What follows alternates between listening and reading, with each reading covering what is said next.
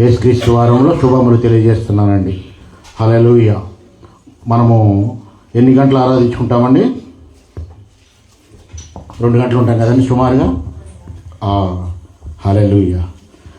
అన్నిటికన్నా మనవాళ్ళు మా అబ్బాయిని ఐఏఎస్ చేద్దాం అనుకున్నానండి నేను, ఇండియన్ అడ్మినిస్ట్రేటివ్ సర్వీస్. అది దగ్గర 30 సంవత్సరాల క్రితము ఐసిఎస్, ఇండియన్ సివిల్ సర్వీస్ అనేవాళ్ళు అండి. హల్లెలూయా. మరి దాని క్వాలిఫికేషన్ ఎంత అండి? డిగ్రీ అండి. అంటే 10th, ఇంకొక 5 సంవత్సరాలు, 15 సంవత్సరాలు అండి. అయితే 15 సంవత్సరాల చదువుని అతను 5 నిమిషాల్లో మనము యోగ్యుడా అయోగ్యుడా, రాజా సన్నాస అని తెలిచేస్తాడండి. హల్లెలూయా. వారమంతకి సరిపోయే శక్తిని మనం పొందుకోవాలంటే ఏం చేయాలండి? వారమంతటికి. ఎందుకంటే మనం ఆల్రెడీ చెప్పి ఉన్నాను నేను గత కొన్ని నెలల క్రితం, సైతాన్ని కూరల్లోకి వెళ్తున్నామండి. మనం ఎవరి కూరలోకి వెళ్తున్నామండి? రోడ్డు కింద ఇంటికి వెళ్తామో ఎవరంతమంది చెప్తున్నారు నేను గ్యారెంటీ ఇంటికి వెళ్తానని. ఒకప్పుడు ఈ పెద్దవాడు హార్ట్ అటాక్ వచ్చిందంట. ఒకప్పుడు ఎప్పుడూ ఏదో సంవత్సరానికి వార్త వినేవాళ్ళం అండి. అయితే చిన్నపిల్లల్ని ఈ మధ్యన రేప్ చేస్తున్నారు, చంపేస్తున్నారు. అంటే భయంకరమైన దినాల్లో ఉన్నామండి. హల్లెలూయా.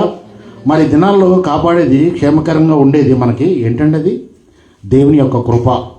ఆ కృపను పొందుకోవడం కోసమే దేవుని సన్నిధికి వస్తున్నామండి. హల్లెలూయా.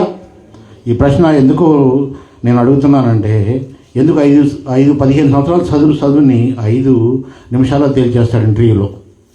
మనం కలెక్టర్ అవుతామా, లేదంటే బిల్ కలెక్టర్ అవుతామా, క్లీనర్ అవుతామా, అటెండర్ అవుతామా అని తెలుస్తాడండి. మరి వారానికి పొందుకునేది ఎంత క్వాలిటీగా మనం చేసుకోవాలండి ఆయన సన్నిధిలో. ఎందుకు అడుగుతున్నానంటే, ఒక 4 సంవత్సరాల క్రితం మా రూమ్మేట్ ఒక అతను అడిగాడు, ఇక్కడ ఉన్నాడో లేడో తెలియదు, ఒంట్ల కాడ ఉండనుకుంటా.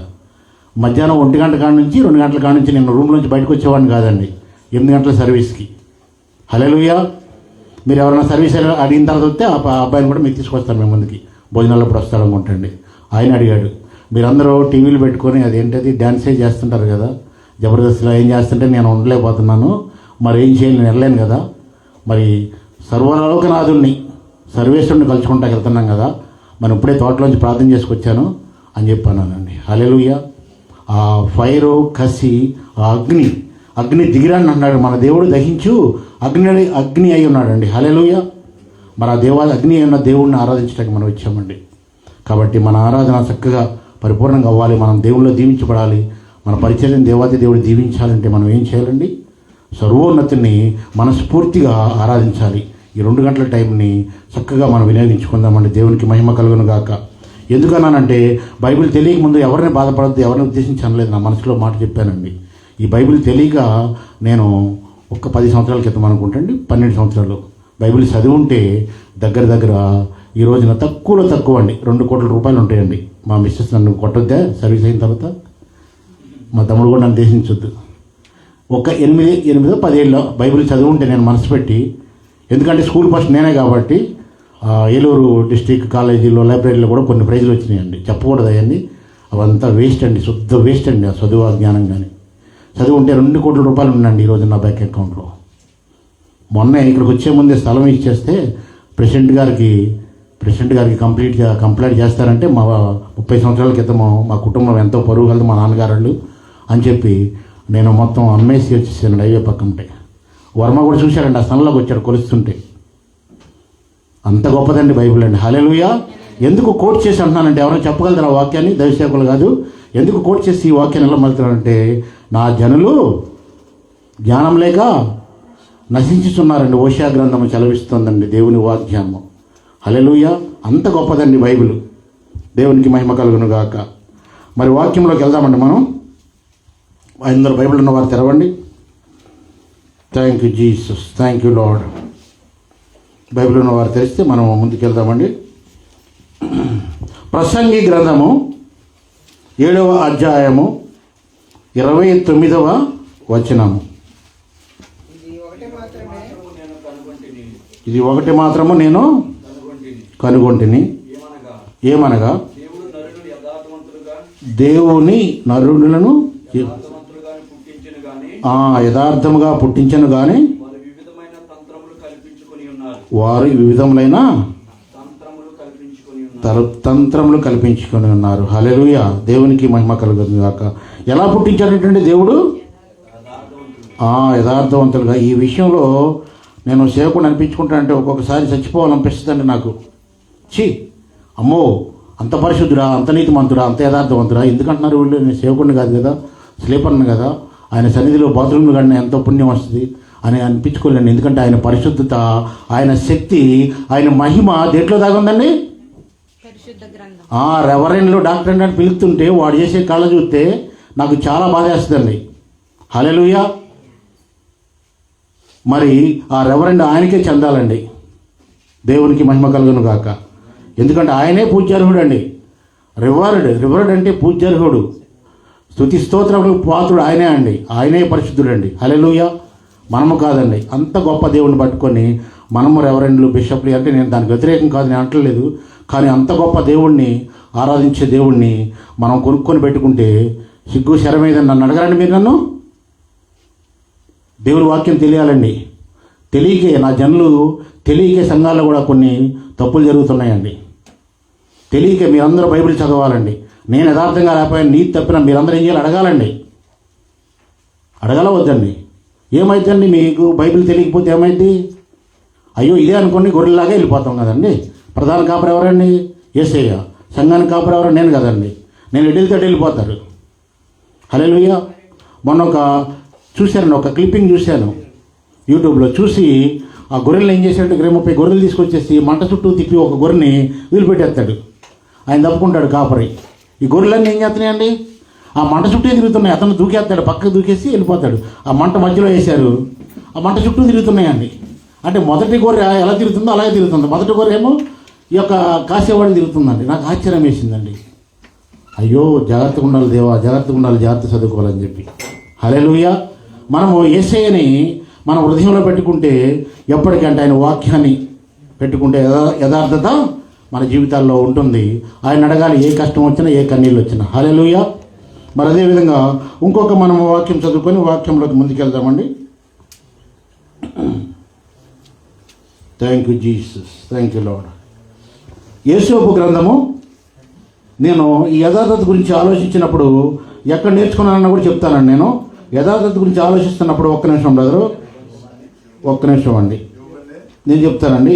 యోసేపు గురించి యథార్థత గురించి నేను చదువుతున్నప్పుడు ఆధ్యాత్మికంగా ఎలా ఎదగాలి చాలా ఇంపార్టెంట్ అండి. ఆధ్యాత్మిక మెట్లు అని చెప్పి చాలా ఇంపార్టెంట్ బుక్. 12 పుస్తకాల్లో ఏది చదవని దేవా అని చెప్పి ఒక రోజంతా ప్రార్థన చేశానండి. ప్రార్థన చాలా ఇంపార్టెంట్ అండి.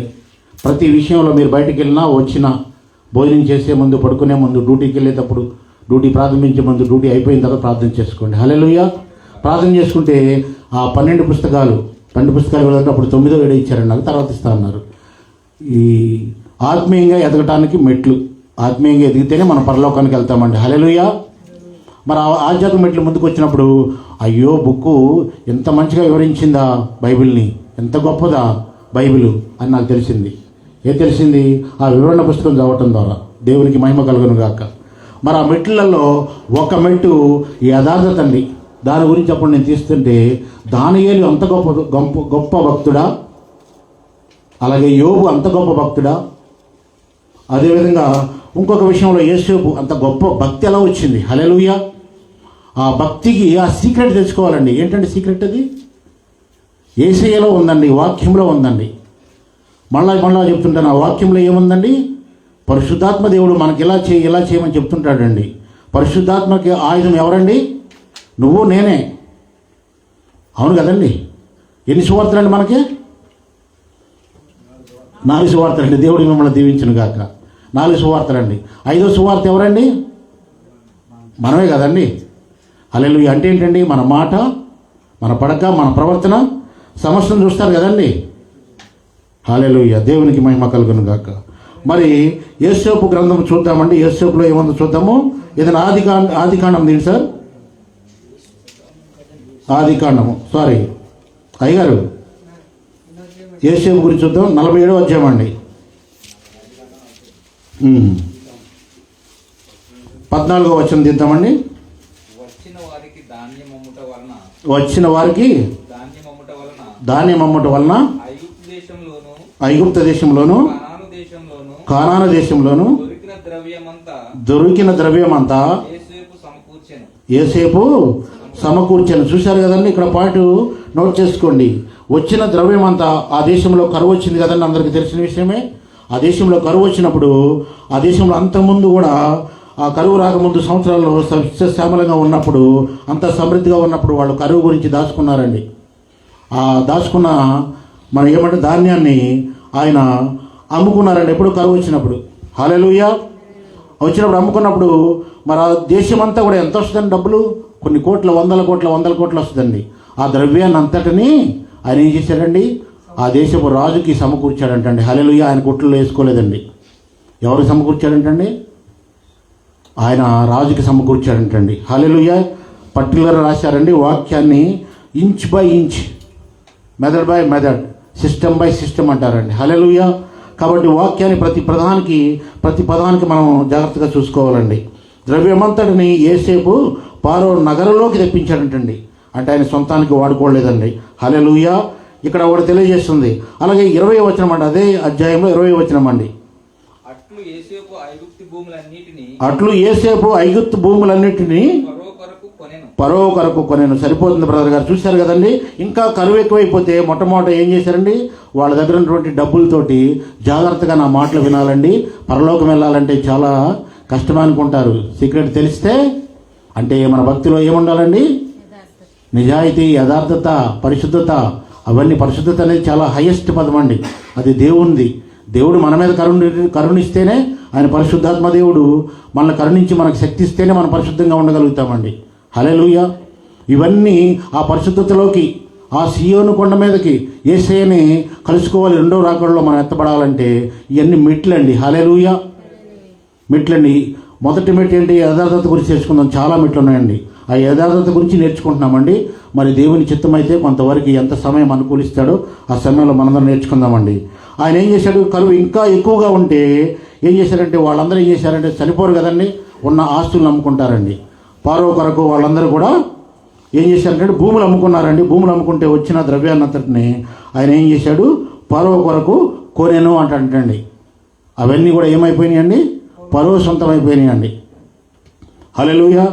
అలాగే 23వ వచనం అండి. యోసేపు యెహోవా నేడు ఇదిగో నేడు మిమ్మును మీ భూములను ఫరో కొరకు కొని ఉన్నాను. సరిపోతుందమ్మా. ఫరో కొరకు కొని ఉన్నాను. 14వ వచనం, 20వ వచనము, 23వ వచనము, 47వ అధ్యాయంలో ఇంటికి వెళ్ళిన తర్వాత కూడా జాగ్రత్తగా చదువుకోండి. ఇక్కడ ఏమి తెలియజేస్తుందండి మనకి? యోసేపు యొక్క యథార్థత తెలుస్తుందండి. అయితే యోసేపు యథార్థత, నేను యోసేపు గ్రంథం చదివినప్పుడు, ఆయన క్యారెక్టర్ చూసినప్పుడు ఒక కవిత్వం రాసుకున్నా, టైం లేదు కానండి, ఒక ఇంగ్లీష్లో కొటేషన్ రాసుకున్నా. ఇంగ్లీష్ ఈజీగా ఉంటుందని చెప్పి నేను కొటేషన్ రాసుకున్నా. అలాగే ఏం కొటేషన్ అంటే, మన భక్తిలో శక్తి కావాలంటే ఏముండాలండి? యథార్థత ఉండాలండి. హల్లెలూయా. సిన్సియారిటీ మెయిన్ అండి. ఆయన్ని సృజించడానికి, ఆయన్ని ఆరాధించడానికి, ఆయన కొనియాడటానికి, ఆయన వాక్యాన్ని ధ్యానం చేయటం కూడా ఏముండాలండి? సిన్సియారిటీ ముఖ్యమండి. ప్రతి విధమైనటువంటి అంటే సిన్సియారిటీ అంటే నమ్మకత్వం, నిజాయితీ తత్వం, నమ్మకద్రోహం లేకపోవటం, యథార్థత. హల్లెలూయా. ఈ సీక్రెట్ ఏంటంటే దేవుడు మనల్ని ఉపయోగించుకోవాలి. మీ అందరూ కూడా చాలామంది ఇక్కడ ఉంటుందండి, ప్రార్థన చేయాలని బాగా ఉంటుంది, ఆరాధన చేయాలని బాగా ఉంటుంది, నాకు ఉంటుంది. ఆయనలాగా నేను ఎందుకు పాడలేకపోతున్నాను? ఆమెలాగా ఎందుకు పాడలేకపోతున్నాను? వాళ్ళలాగా బైబిల్ ఎందుకు తీయలేకపోతున్నాను? ఎప్పుడైతే ఆ కోరిక మనలో వచ్చిందో, హల్లెలూయా, దేవునికి మహిమ కలుగును గాక, అంటే దేవుని ప్రణాళికలో మనం ఉన్నామండి. ఆ కోరిక వచ్చిందంటే ఆ కోరికను ఏమంటారండి? డిజైర్. దాన్ని మనం బర్నింగ్ డిజైర్గా చేయాలంటే కాలిపోవాలండి దేవుని కోసం. హల్లెలూయా. నీతి యథార్థతలో ఉండాలి. మనం నడుస్తుంటే ఎలా ఉండాలండి? వాడు కారు మీద వెళ్ళాడా, చైన్లు వేసుకున్నాడా, సైకిల్ మీద నడిచిరాడని కాదండి. ఆ యొక్క అభిషేకం గురించి మొట్టమొదట మనం చాలా బాగా చెప్పాడండి. మన సన్నిధిలో అభిషేకం గురించి సహోదరుడు బాగా చెప్పాడు. ఆ అభిషేకము మనం ఉంటే మనము రాజు దగ్గరికి వెళ్ళి, ఉదాహరణ చెప్తున్నానండి, నేను జస్ట్ సింపుల్గా చెప్పి నేను ముందుకెళ్తానండి. అభిషేకం ఉన్న రోజున ఈ దేశం ధర్మశాస్త్రంలో ఒకటి తప్పోయిందండి. ఎందుకు వస్తున్నాయండి ఈ దేశానికి కష్టాలు? కన్నీళ్ళు ఎందుకు వస్తున్నాయి? మన కళ్ళ ముందు చంపేస్తున్నారే, మన కళ్ళ ముందు పీకలు కోసేసి లైవ్లో పెడుతున్నారే గాజా తీసుకెళ్ళిపోయాలని. ఎందుకు వస్తున్నాయండి? ఇక్కడ వీళ్ళు ధర్మశాస్త్రాన్ని తప్పారండి. తప్పినప్పుడు దేవుడు అందు గురించి 18-17 దేశాలు ఉంచాడండి ఈ పిల్లల్ని కాపాడుకుందామని. చుట్టూ యెరూషలేము చుట్టూ పర్వతంలో ఉన్నట్టు మా వీళ్ళ చుట్టూ ఏం చేశాడు? ఇజ్రాయేల్ చుట్టూ అన్ని దేశాలు పెట్టి కాపాడుకుంటున్నాడండి ఆయన ఇండైరెక్ట్గా. ఎవరో దేవాతి దేవుడు ఇలా కాపాడుకుంటున్నాడు. హల్లెలూయా. వీళ్ళకి లేకపోతే వీళ్ళు ఆగరండి భూమి మీదండి. పరిశుద్ధత లేకుండా చేశారండి వీళ్ళు. భార్య ఉండకూడదంట, గర్ల్ ఫ్రెండ్ ఉండొచ్చంట. అంటే ధర్మశాస్త్రంలో వ్యభిచారం అనే విషయంలో తప్పుకున్నారండి. మనం ఈ మాటలో ఎక్కువగా మాట్లాడకూడదు. తప్పుకున్నప్పుడు దేవుని కోపం వచ్చింది. దేవుడు నివసించాలంటే పరిశుద్ధ స్థలంలోనే ఉంటాడు. పరిశుద్ధతయే ఎన్నటికీ ఆయన మందిరానికి అనుకూలమండి. ఇది ఆయన సన్నిధండి. యెరూషలేము ఆయన సింహాసనం అండి. హల్లెలూయా. మరి అట్లాంటి దానిలో ఏం చేస్తున్నారండి వీళ్ళు? ధర్మశాస్త్రంలో ఆ విషయం తప్పారండి. నేను ప్రార్థన చేస్తున్న ఆ అంశాలన్నీ వచ్చి బాధపడున్నాను. నేను దగ్గర 3 నెలలు 4 నెలలుగా ప్రార్థన చేస్తున్నానండి ప్రత్యేక విషయం మీద. ఆ ఖైదీలు విడిపించాలని. మొన్న వార్త విని నేను సాక్ష్యాలు చెప్పడం మర్చిపోయి నోట్ చేసుకోవటం నాకు చాలా సంతోషం వేసింది. ఈ ఖైదీలు విడిపిస్తున్నారని చెప్తే అమాచారంలో నుంచి. హల్లెలూయా.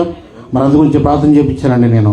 అలాగే వీళ్ళ విషయంలో కూడా భక్తి విషయంలో యథార్థత తప్పితే ఎన్నో కష్టాలు ఉంటాయండి. అక్కడ యేసేపు విషయంలో మనం ఏం నేర్చుకున్నామండి? 3 పాయింట్లు చదువుకున్నాం కదా. 20వ వచనము, 14వ వచనము, 23వ వచనము.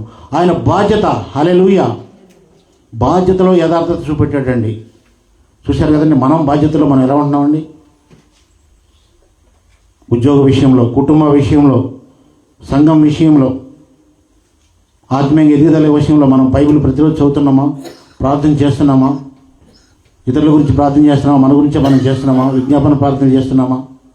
ఆత్మీయంగా ఎదగాలంటే ఇవన్నీ కూడా మన పనుల్లో మనం బాధ్యతగా ఉందామండి. హల్లెలూయా. దేవునికి మహిమ కలుగును గాక. అలాగే ఇంకొక భక్తుడి గురించి చూసుకుందామండి. యోబు గ్రంథం అందరూ కూడా ఉన్నవాళ్ళు తీయండి. యోబు గ్రంథము 2వ అధ్యాయము. Thank you Jesus, thank you lord, thank you Jesus. ఆయన 9 నుంచి 10 వచనాలు 2 వచనాలు చదువుకుందామండి జాగ్రత్తగా. అందరూ కూడా మీరు ఆలకించండి. అందరూ కూడా చాలా ముఖ్యమైనటువంటి 1 నిమిషం ఆగమ్మా. నేను బైబిల్ చదువుతుంటే మొట్టమొదటిసారి నాకు ఏషియా గ్రంథము, ఐషియా అంటాం కదా ఇంగ్లీష్లో, ఏషియా గ్రంథం బాగా ఇంట్రెస్టింగ్గా ఉందండి. కొన్ని పాయింట్లు నోట్ చేసుకున్నానండి. బాగా ఇంట్రెస్టింగ్గా ఉంది. 2వసారి చదివినప్పుడు యోబు గ్రంథమే బాగుంది. 3వ సంవత్సరం 4వ సంవత్సరం దగ్గర కూడా ఎందుకు నోట్ చేసుకున్నానంటే అవన్నీ కూడా ఇప్పుడు నా జీవితానికి పాఠాలు అయినాయండి. హల్లెలూయా. ఆ నోట్ చేసుకున్న పాయింట్లన్నీ కూడా ఇప్పుడు ఒక్కొక్క పాయింట్ నోట్ చేసుకున్నది ఒక్కొక్క మెసేజ్ అండి. హల్లెలూయా. యోబు గ్రంథం చదువుతున్నప్పుడు దగ్గర 3-4 సంవత్సరాల్లో నేను సంవత్సరం అంతా చదివేసిన తర్వాత డిసెంబర్లో నాకు ఇష్టమైన బుక్ రాసుకున్నామండి. ఏంటంటే యోబు గ్రంథం అండి. ఫస్ట్ మొట్టమొదటి ఏషియా, సెకండ్ యోబు గ్రంథం అండి. హల్లెలూయా. దేవునికి మహిమ కలుగును గాక. చదవండి సార్. అలాగే అతని భార్య వచ్చి నీవు ఇంకను వదలక ఎందువా? అది ఏంటి వదలకుండా ఉండాలంటే అండి యథార్థతను. దేవుని దూషించి మరణము కమ్మెనను.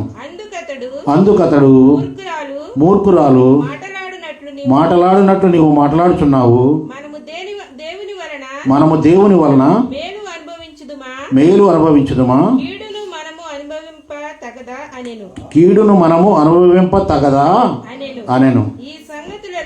ఈ సంగతులలో ఏ విషయమందును యోబు నోటి మాటతోనైనను పాపము చేయలేదు. హల్లెలూయా. మరి ఇక్కడ ఏమి కాపాడుతుందండి మనకి? యథార్థత. కష్టం వచ్చింది, కన్నీళ్ళు వచ్చినాయి. అలాగే మన దగ్గర కనీసం ఒక 800 షెకెలు ఉన్నాయనుకోండి, బ్రదర్ వచ్చి అడిగాడు. హల్లెలూయా. లేకుంటే సిస్టర్ వచ్చి అడిగింది. లేకుంటే ఇంటికాడ ఏదో ప్రాబ్లం వచ్చింది, నాకు డబ్బులు ఇక్కడ షెకెళ్ళు ఉన్నాయి, ఇంటికాడ పంపిస్తారా? ఇవే కదండి మనకి తెల్లారులు ఇస్తే. మన జీవితాన్ని చెప్పుకుందామండి. నాకు లోతుగా ఏం తెలియదు, మన మధ్యన జరిగిన విషయాలు వెళ్తానండి. వాకింగ్ అవడం నేనేం డాక్టరేట్ తీసుకోలేదు, పిహెచ్డీ ఏం చేయలేదండి. హల్లెలూయా. యథార్థత ఏంటి మెట్లా అవి తెలుసుకోవాలండి మనం. అంతేగాని ప్రొఫెసర్ని కానీ ఈ కానీ కాదండి. అయితే ఈ విషయాల్లో యోబు ఏ విషయంలో యథార్థంగా ఉన్నాడు మనం గ్రహించాలండి. యోబు గ్రంథం రంగాన్ని మనకి ఏమి రాసుకోవాలండి? ఏమి తెలియజేస్తుంది యోబు గ్రంథంలో? యోబు గ్రంథం రావాలంటే నేను మీకు కూడా చెప్తున్నాను, బైబిల్ చదివేటప్పుడు ఆది కాండం చదివేసిన తర్వాత మీరు ఒకసారి ఆలోచించాలి. సమయం లేదన్నా కూడా మీరు ఆత్మీయంగా ఎదగలేరండి. ఆది కాండం చదవాలంటే ఆది కాండం ఏం చదవాలండి? ఆది కాండం చదవగానే ఏం రావాలండి మనకి?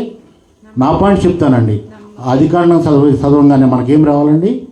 విశ్వాసం రావాలండి. హల్లెలూయా. విశ్వాసులకు తండ్రి ఎవరండి? అబ్రహాం అండి. అలాగే నిర్గమకాండం చదువుతున్నప్పుడు రాసుకోవాలి. మనం చదివేసిన తర్వాత పుస్తకం చదివేసామంటే కాదు. మా అందరం కూడా ఒక 50-60 మంది మేము బైబిల్ కాలేజీలో అయ్యాం. సర్టిఫికేట్లు తీసుకొని క్యాబ్లో పెట్టుకుని ఫోటోలు దిగాం, స్టేటస్లో పెట్టుకున్నాం. ఎంతమంది దేవుని కోసం ముందుకు వచ్చారు? పౌరుషం ఉండొద్దండి. హల్లెలూయా. మరి ఆ పౌరుషం ఉండాలండి ఆయన కోసం నిలబడినప్పుడు. యోబులాగా అంత శక్తివంతుగా అంత ఏం నేర్చుకున్నా యథార్థత ఎక్కడ నేర్చుకోండి? శ్రమల్లో కూడా. హల్లెలూయా. మనకి ఇప్పుడు ఉన్నాము, రేపొద్దున శ్రమ రావచ్చు, కష్టం రావచ్చు, మనకి ఏదైనా జబ్బు వచ్చి మన ఆస్తి ఎంత పోద్దండి. హల్లెలూయా. మరి కొంతమందిని చూస్తుంటే వాళ్ళ మాటలు, ఆ డైలాగులు చూస్తుంటే అబ్బో ఇక్కడ ₹1,00,000 సంపాదించారు, 2,00,000 సంపాదించారు అనిపిస్తుంది నాకు. ఈ మాటలు మారిపోయారు. ఇంటికాడ అలా ఉన్నారు కదా, ఈ ఫోటో అలా ఉంది కదా 10 సంవత్సరాల క్రితం, ఈ బ్రదర్ ఫోటో ఇలా ఉంది కదా, ఏంటి మాట్లాడి ఇలా వచ్చినాయి, ఆడ ఈడ అంటున్నారేంటి, అదా ఇదా అంటున్నారేంటి అని నాకు బాధ కలిగిద్దండి. ఏంటంటే డబ్బులు వచ్చినాయండి. హల్లెలూయా. అవన్నీ కూడా యోబు అంత ధనవంతులు ఉన్నారా మన మధ్యన? ఎవరు లేరండి. అవన్నీ ఏం చేస్తాయండి? ఇలా చిటికలు వేస్తే పోతాయండి. హల్లెలూయా. అయితే మనం దేని మీద ఆధారపడాలి? యోబు అనేటటువంటి వాడు ఏమి చూపెట్టాడు మనకి? ఆయన భక్తి మీద మనం చూస్తున్నామండి. ఆయన భక్తిని చూసి మనం నేర్చుకోవాలండి. హల్లెలూయా. బుర్రలో పెట్టుకోవాల్సిన విషయం ఏంటండి? ఆయన శ్రమల్లో కూడా సొంత భార్య వచ్చి ఏం చేయండి? దూషించి మరణము కమ్మని తెచ్చిపోమందంటండి. అంటే సైతాన్ని చూసారు ఎక్కడ పెడతాడో బయట నుంచి రాలేని చోట్లకి. హల్లెలూయా. ఈ విషయం నా విషయమే చెప్తాను. నేను ఎక్కడ బయటపడతలేదు. అర్థమైందండి? డబ్బులు కాడ పడతలేదు, అందం కాడ పడతలేదు, పవర్ కాడ పడతలేదు. ఎక్కడ పడేస్తాడు? ఇంట్లో చూస్తాడు. మా తమ్ముడు అలాంటి మా భార్య నాకు క్లోజ్గా ఎవరున్నారని చెప్పి సైతాన్ని దిగుతాడండి. మనం ఎక్కడ దూకుతామని చెప్పి. అందుగురించి ప్రతిరోజు వాకింగ్ చదువుతూ, ప్రతిరోజు ప్రార్థన చేస్తూ దేవుని యొక్క కౌగిడిలో ఆయన కాపుదల్లో మనం ఉండాలండి. దానికి ఇదేనండి. ఏంటది? యెహోవా నా కాపురు అంటే దానికి అదే అర్థం అండి. ఆయన యొక్క కాపుదల్లో మనం ఉండాలండి. కాపుదల్లో ఈయన ఉన్నాడు కాబట్టి యోబుకి ఎవరు సహాయం చేశారు? పరిశుద్ధాత్మ దేవుడు సహాయం దయచేశాడండి. ఆయన భక్తి విషయంలో సహాయకారిగా ఉన్నాడు. ఎవరు? పరిశుద్ధాత్మ దేవుడు సహాయం దయచేసి దూషించలేదండి. అంటే పాపం చేయటానికి ప్రేరేపించబడలేదండి యోబు. ఎంత గొప్ప భక్తుడు. అంత శ్రమల్లో కూడా, కొడుకులు చనిపోయినా కూడా ఒకసారి మనం లెక్కేసుకుని మనం ఎంతండి? మనం ఏదో డైలాగ్ అంటున్నాడండి, ఓకలో ఏకంటండి. నాకేం అర్థం కాలేదు. మళ్ళీ చదివాను ఓహో అనుకున్నానండి. మనం ఎంతండి? మనం ఎంత? మన భక్తి ఎంత అండి? హల్లెలూయా. మన సంపాదన ఎంత అండి? అవునండి. గాలి పొడగండి. మెడికల్ టెస్టులు జరిపావు కదండి. హల్లెలూయా. మరి యోబు అంత ధనవంతుడు కూడా దేవుని చూసి ఎంత కష్టం వచ్చినంటే ఆయన శ్రమల్లో యథార్థత చూశాడండి. దేవునికి మహిమ కలుగును గాక. హల్లెలూయా. పాయింట్లు నేర్చుకోండి. పాయింట్లన్నీ కూడా. బాధ్యతలో యోసేపు, శ్రమల్లో యోబు. హల్లెలూయా. ఎంత కష్టం వచ్చినా, ఎంత కన్నీళ్ళు వచ్చినా, నీ పనిభారం ఎంతైనా కూడా నిన్ను దేవుడు ఏం చేస్తాడంటే కాచి కాపాడుతాడండి. హల్లెలూయా. MBA ఎలా వచ్చింది తెలుసు కదండి మీకు? Master of business administration. చాలా పెద్ద పెద్ద సేవకులంతా చెప్పి ఉన్నారు. MBA నేను కూడా ఫీజు కట్టి ఒక ఎగ్జామ్ 2 ఎగ్జామ్లు రాసి మానేస్తానండి. నేను బైబిల్ టెస్ట్ రిజిస్ట్రేషన్ తర్వాత మానేశానండి, పక్కన పడేసాను. ఫీజు అంటే మామూలు ఫీజు కాదండి, ఫారెన్ డిగ్రీ కదా. బాగా ఆశ అండి నాకు, MBA పెట్టుకుందాం, manager, deputy manager, assistant manager అని చెప్పి అనుకున్నానండి. పడేసానండి. ఎప్పుడైతే బైబిల్ చదువుతూ మొదలెట్టానో ఇందులో రుచి ఏమంటారు దాన్ని? రుచి మరిగిన తర్వాత మరిగానండి. హల్లెలూయా. రుచి మరిగిన తర్వాత పక్కన పడేసానండి. ఇక్కడి నుంచి నిర్గమకాండంలోంచి వచ్చిందండి MBA అనేది. నిర్గమకాండంలోంచి మోషే మామ గారి జిత్తులు ఉంటారు కదండి, పెద్ద పెద్ద సేవకులు చెప్పున్నారండి. మన దైవసేవకులు తెలిసింది ఈ విషయం. జిత్తులో మాంగారు ఉన్నాడు కదా, చెప్పి తీస్తానండి. బైబిల్ గొప్పతనము, బైబిల్లో ఉన్నటువంటి భక్తుల జీవితాల నుంచి మనం ఏం నేర్చుకున్న అంశంలో ఉన్నామండి, మర్చిపోకండి. ఎలా వచ్చిందంటే MBA అనేది చాలామంది చదివితే, మన కొడుకులు కోళ్ళు చదివితే బాగుంటుంది అనుకుంటామండి మనము. ఆ MBA మోషేకి వీళ్ళందరినీ, ఇంతమంది లక్షలకు దగ్గర సుమారు 20 లక్షల మందిని పరిపాలించేటప్పుడు కష్టమైపోతుంటే మాంగారు ఏం చెప్తాడండి? ఇలాగా 100 మందికి, 10 మందికి, 50 మందికి ఒక్కొక్కరిని అమర్చు. నాకు పని ఎక్కువైతే ఇలా బ్రదర్ ఫోన్ చేస్తాను, అలాగే కేబీకే ఫోన్ చేస్తాను, ఇంకేమైనా పెద్ద పెద్ద పనులు ఉంటే సేవకులు ఉన్నారు వాళ్ళకి అప్పచెప్తాను, ఇది ఎలా చేద్దామని చెప్పి బాసరాయ్ గారు, సాల్మన్ గారు అలాగే అప్పచెప్తుంటానండి. నేను నాకు పని ఎక్కువైతే నేను ఒక్కడిని చేయలేను కదండి. అలాగే ఆ విధంగా ఆయన అప్పచెప్తున్నప్పుడు దాన్ని జిత్రో థియరీ అంటారు.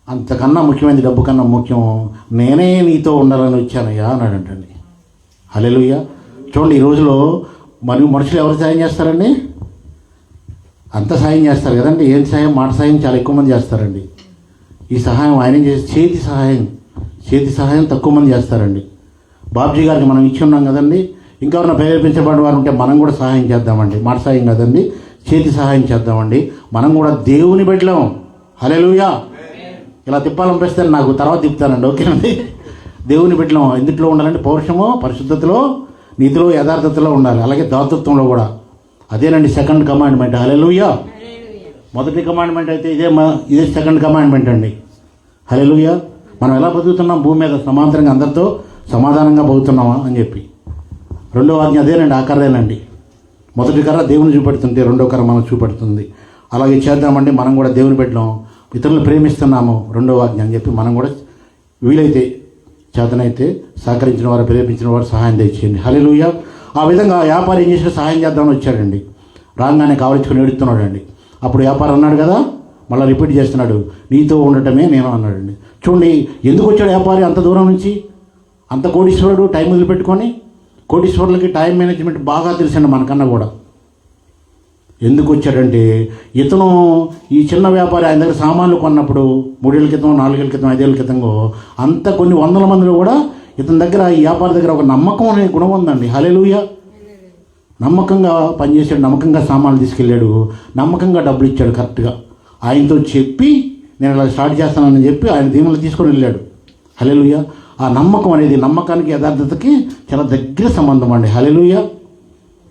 ఆ యథార్థత ఈయన చూపెట్టాడు కాబట్టి ఈ యొక్క బిజినెస్ మ్యాన్ కష్టంలో ఉన్నాడు, నా బిడ్డ ఏం జరిగిందో ఏంటో అని చెప్పి ఆయన వచ్చాడు. ఆయన వచ్చి చెప్తుంటే మొట్టమొదట, నేను మీ ఊరికి 3 రోజుల క్రితమే వచ్చానయ్యా. హల్లెలూయా. 3 రోజుల క్రితం వచ్చాను, నీకున్న అప్పులన్నీ తీర్చేసానయ్యా అన్నాడంటండి. తీర్చేసి నువ్వు చనిపోవద్దు, నీ భార్య నీ పిల్లలు చక్కగా ఉండండి, నీ నమ్మకత్వాన్ని చూశాను కానీ నీ యథార్థం చూసేగా నిన్ను నా వ్యాపారంలో భాగస్వామిగా చేస్తున్నాను అన్నాడంటండి. హల్లెలూయా. ఇందులో నీతి నేర్చుకున్నాం లేదండి, మర్చిపోకూడదని, నా మెసేజ్ మర్చిపోకూడదని కష్టపడి దేవుణ్ణి అడిగి ఇట్లాంటివి నేను వెతుక్కుంటుంటానండి, చదువుతుంటాను, బుక్స్ తిరిగేస్తుంటాను. హల్లెలూయా. యథార్థత గురించి గొప్ప సేవకులు గొప్ప చెప్పుంటారు. మర్చిపోకూడదని ఇట్లాంటి విషయాలు బిట్లు ఎత్తుకుంటానండి, చిన్న షార్ట్ స్టోరీస్. అంత కోటీశ్వరుడు వచ్చాడండి యథార్థత గురించి. ఎవరిని కాపాడిందిగా? ఆ చిన్న వ్యాపారిని ఏం కాపాడిందండి? యథార్థత, నమ్మకత్వం కాపాడిందండి. దేవునికి మహిమ కలుగును గాక. హల్లెలూయా. మరి అదేవిధంగా మనం 3వ విషయం చెప్పుకున్న మాటలు ముగిస్తానండి. దానియేలు గ్రంథం కూడా అండి. నా గొప్ప భక్తులు ఎవరైనా తిరగేస్తుంటే యథార్థత గురించి యేసేపు మనం చదువుకున్నాం కదండి. బాధ్యతలో ఆయన యథార్థతగా ఉన్నాడండి. హల్లెలూయా. యోబు ఆయన శ్రమల్లో కూడా యథార్థతగా ఉన్నాడండి. మరి దానియేలు గ్రంథం చూసుకొని చిన్నగా నా మాటలు ముగిస్తానండి, ఎక్కువగా తీసుకొని నేను నా మాటలు ముగిస్తాను. దానియేలు గ్రంథము 6:10. దానియేలు గ్రంథము 6వ అధ్యాయము 10వ వచనం అండి. ఇట్టి శాసనమును సంతకము చేయబడినని దానియేలు తెలుసుకొనినను అతడు తన ఇంటికి వెళ్ళి యథాప్రకారంగా అనుదినము ముమ్మారు మోకాళ్ళుని కిటికీలు తెరిచి ఆ యెరూషలేము తట్టు తెరవబడినట్టుగా తన దేవునికి ప్రార్థన చేయించు ఆయన స్తుతించు వచ్చెను. హల్లెలూయా. సరిపోతుందండి. అయితే ఆయన ఆయన దానియేలు ఆయన ఏం చేశారండి? యథార్థంగా, అంటే దేవుని నమ్మాడు కాబట్టి, దేవునికి నమ్మకంగా ఉండాలి కాబట్టి ఏం చేయాలండి? మనం ఇక్కడ మనకు వచ్చిన కష్టాన్ని, మనకు వచ్చిన కన్నీళ్ళని, మనకు వచ్చిన శ్రమని, మనకు వచ్చిన ఇబ్బందిని బయటపడాలంటే ఏం చేయాలి బ్రదర్ గారు? అయ్యగారు ఏం చేయాలి బ్రదర్? మనకు వచ్చిన కష్టాన్ని ప్రార్థన చేయాలి కదా, మొక్కాళ్ళేసి ప్రార్థన చేయాలి కదా. అలాగే సర్వశక్తిమంతుని సంకలో పెట్టుకొని 10 మందికి ఫోన్ చేస్తున్నామండి. అలాగే నా జీవితంలో కూడా జరిగిందండి. ఒకసారి చర్చ్ అంతా ఖాళీ అయిపోయి ఇలాగ అప్పచెప్పారండి, మనకేం లేదు, కుర్చీలు మన సంఖనే ఉన్నాయి. నేను ఇక్కడ అన్ని కుర్చీలు పెడితే 15-20 కుర్చీలు, ఆ కుర్చీల నుంచి ఫోన్ చేస్తున్నాను, ఇక్కడ మీద ఉన్నాను. చాలామందికి ఫోన్ చేస్తే నీ తెలంగాణ స్టేషన్లో ప్రెసిడెంట్ వాళ్ళు ఎవరు ఫోన్ ఎత్తట్లేదు, కుర్చీలు ఎక్కడ ఉందో తెలియదు. ఏది మన సంఘం జోసెఫ్ గారికి తెలుసు, బాగా ఆనందరావు గారికి తెలుసు, మన సంఘం ఆ నైజీరియా వాడు ఖాళీ చేసి వెళ్ళిపోయినప్పుడు 8 గంటలకి ఆరాధన స్టార్ట్ చేయాలండి. 5 గంటలకి నాకు ఫోన్ వచ్చింది, ఇలాగ మొత్తం ఖాళీ చేసి వెళ్ళారని. ఏం చెప్పలేదండి నాకు. ఇలా కడిగేసారండి, మొత్తం తడిగా ఉందండి. నేను ప్రార్థన చేస్తున్న టెన్షన్ పడుతున్నాను, ఏం చేయాలి దేవా, ఏం చేయాలని చెప్పి. అయితే 2 మైండ్లు ఉంటాయి కదా, sub conscious mind, conscious mind, చిన్న మెదడు పెద్ద మెదడు. ఒక మెదడులో ఇటు తిరుగుతూనే ఉంది, ఏం చేస్తాను, ఒక మెదడులో పోనీ చేస్తూనే ఉన్నాను, ఒక మెదడులో దేవుని శుద్ధులు చెల్లించుకుంటున్నాను. అప్పుడు మేము ఆన్లైన్లో గారు మేమందరం కలిసి ఉన్నామండి. హల్లెలూయా. కలిసి ఉన్నప్పుడు ఏం చేస్తానంటే, అప్పుడు నేను అందరికీ ఫోన్లు చేస్తున్నా కానీ కుర్చీలు ఎలా కూర్చుంటారు, కొంతమంది కూర్చోలేరు పెద్దోళ్ళు, ఎలా ప్రార్థన చేసుకోవచ్చులే, కొంతమంది ఒక 5-10 దొరుకుతాయని చెప్పి ఎమ్మటే చూసి నేను పూర్వం ముగించుకొని దేవుళ్ళు అలాగే ప్రార్థన చేసుకొని కన్నీళ్లతోటండి. అప్పటికి 5 రోజులు పాటు ఉపవాస ప్రార్థనలో ఉన్నాను కానీ నేను కన్నీళ్ళతో ఉంటుంటే ఈ కుర్చీలు అప్పుడు చూడంగానే కుర్చీలు ఇక్కడ ఇలాగే కనిపించినాయండి. దేవునికి స్తోత్రం చెల్లించానండి. నేను 15-20 కుర్చీల మీద ఇలా ఆనుకొని నేనే ఫోన్లు చేస్తున్నాను కుర్చీల కోసం. హల్లెలూయా. కుర్చీలు ఆయన నాయుడు గారి ఇంట్లో తీసుకొచ్చి కొన్ని కుర్చీలు వేసి ఆ రోజు స్టార్ట్ చేసామండి ఆరాధన అండి. అలాగే సర్వలోకనాథుణ్ణి, సర్వశక్తిమంతుణ్ణి, ఐశ్వర్యవంతుణ్ణి, జ్ఞానవంతుణ్ణి, ఆయనకి ఎన్నో బిరుదులు ఉన్నాయండి. నా జ్ఞానం సరిపోదు ఆ బిరుదులు చదవటానికి, నా జ్ఞాపన శక్తి కూడా సరిపోదండి. ఆయన సంకల్లో పెట్టుకొని ఆయన ఇక్కడ పెట్టుకొని మనం అంతా లోకమంతా తిరుగుతామండి. హల్లెలూయా. దేవునికి మహిమ కలుగును గాక. మరి అలాగే దానియేలు కూడా ఆయన ప్రార్థనలో యథార్థత కోల్పోలేదండి. కాబట్టి దేవుడు అగ్నిలోకి దిగి వచ్చి, హల్లెలూయా, అగ్నిలోకి దిగి వచ్చి మనం ఆరాధించేటప్పుడు బ్రదర్ అంటున్నాడు కదండి, ఆ మాటలు నాకు బాగా ఇష్టమైన, అగ్నిలా దిగిరా. మనలో కూడా ఆ అగ్ని ఉన్నప్పుడు ఆయన కంపల్సరీ దేవుని ప్రేమించే అగ్ని ఉండాలి, దేవుని ప్రేమించే నమ్మకత్వం ఉండాలి, దేవుని ప్రేమించే యథార్థత ఉండాలండి. హల్లెలూయా. ఇవన్నీ యథార్థత, నీతి, న్యాయం ఇవన్నీ వస్తేనే అక్కడికి వెళ్తామండి. హైయెస్ట్ మెట్ ఏది? పరిశుద్ధత. దాని గురించి మనం మాట్లాడితే కూడా సరిపోమండి. హల్లెలూయా. ఈ మెట్లు ఎక్కకుండా దాని గురించి ఎలా మాట్లాడతామండి? 10వ తరగతి కూడా ఫెయిల్ అయ్యి పిహెచ్డీ గురించి మాట్లాడితే ఎలా ఉంటుందండి? హల్లెలూయా. అర్థం చేసుకోండి, వీళ్ళందరూ కూడా యోబు గారు కానీ, దానియేలు కానీ, యోసేపు కానీ యథార్థతను కోల్పోలేదండి. అందుగురించి మనకి బుద్ధి కలుగులాగునా, అంటే మనకి జ్ఞానము కలుగులాగునా, మనకి ఏ సమస్య వచ్చినా మనకి తెలివి కలిగి ఆ సమస్యల నుంచి తప్పుకునేలాగిన దేవుడు మన కోసము రాయించినటువంటి మహాపుస్తకం అండి ఇది. The greatest book ever written on this earth. Hallelujah. గొప్ప మహాపుస్తకము మన కోసం, మానవుల కోసం రాసినటువంటి పుస్తకం అండి. దాన్ని ధ్యానం చేద్దాము. అలాగే యథార్థతని మనము ఉందామండి, యథార్థంగా బతుకుదామండి, యథార్థంగా జీవిద్దాం, దేవునికి మహిమ తీసుకొద్దామండి. హల్లెలూయా. అలాగే మనము మనుషులు అనేదానికి ఎందుకు యథార్థంగా ఉండాలండి? ఒక పాయింట్ చెప్పి నేను ముందుకెళ్తానండి. మనం మనుషులు అంటాం కదండి, జంతువులు అంటారా? మనం మనుషులే కదండి.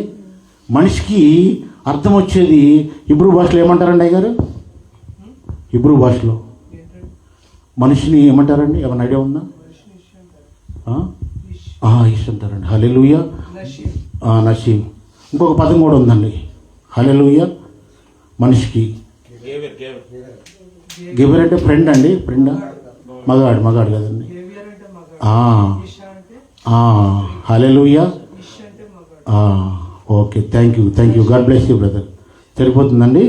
దేవునికి మహిమ కలుగును. ఎనోష్ అనే పదానికి కూడా మర్చుడు అని వస్తుందండి, అంటే మనుష్యుడు అని వస్తుందండి. హల్లెలూయా.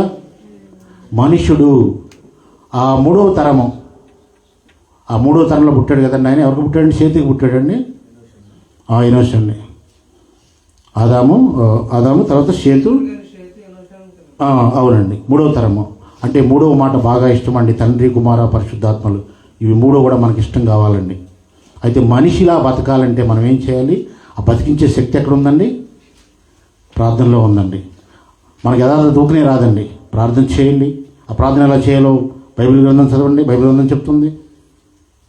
మనం కూడా మనిషిలా బతుకుతాం. ముందు క్రైస్తవులు అంటే క్రిస్టియన్ అంటే అసలు ముందు మనిషిగా బతుకు. హల్లెలూయా. మానవత్వంగా బతుకు, సాటివారిని ప్రేమించు. ఇవన్నీ వస్తేనే క్రైస్తవుడు అని చెప్పుకుంటాకి అర్హత వస్తుంది. క్రైస్తవుడు అని చెప్పుకుంటాకే తర్వాత భక్తులు అని చెప్పుకుంటాకి అర్హత వస్తుందండి. అప్పుడే మనం నీతిలోకి, యథార్థతలోకి, పవిత్రలోకి వెళ్తాము. దేవుని బిడ్డలుగా మనం జీవిద్దామండి. దేవునికి మహిమ కలుగును గాక. చిన్న ప్రార్థన చేసుకొని మనం ముందుకు కార్యక్రమాన్ని నాకు చెప్తానండి. పరిశుద్ధుడా, పరమ తండ్రి యేసయ్యా, నీకు వందనాలు, స్తోత్రములు తండ్రి. దీనులము, దరిద్రులము, ఎన్నికలేని వాళ్ళమైన ప్రభువా, మమ్మల్ని ఎన్నుకున్నాము తండ్రి.